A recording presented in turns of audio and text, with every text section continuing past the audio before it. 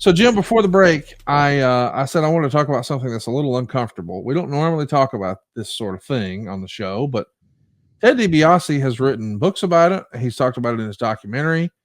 He fell into the trappings on the road. Maybe he was dabbling in drugs, maybe he was drinking too much, but he also met a few ladies along the way that he probably shouldn't have been spending time with. He was a womanizer.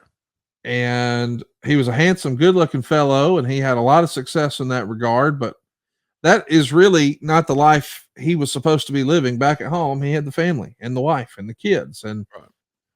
ultimately, he turns his life over to Jesus and becomes a born again Christian. And it changed the course of his life forever. And oftentimes in wrestling, guys have done this sort of thing where they realize, hey man, I got to change. Something's got to give, and they become born again. And that's met with a lot of skepticism in wrestling. All of my dealings with Mr. DiBiase would lead me to think, man, I'm a true believer. He's walking the walk and talking the talk. Is that the vibe you always got from Ted DiBiase? Absolutely, absolutely. Because I'm like everybody else. I was thinking, okay, when's the other shoe going to drop? Yes. When's Teddy going to go back to his philandering?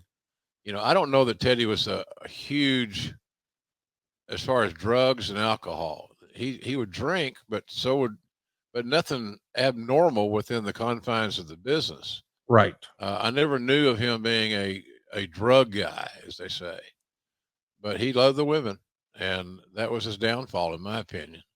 And that's what gave him the abrupt wake up call that, hey, this shit's got to change. I'm going to lose everything I got, everything I've worked for, and the most important thing, my family, if I don't make some changes. So it's changes that were overdue, perhaps, but certainly changes that were necessary, and they were legitimate. He's still walking the walk today, as you said, Yes. Conrad. Teddy hasn't changed since he's found the Lord. So it was real. It was real because you're always waiting on that. Oh, there he is. Well, hey, how's that religious thing working for you? As he sits there with two ladies having a cocktail.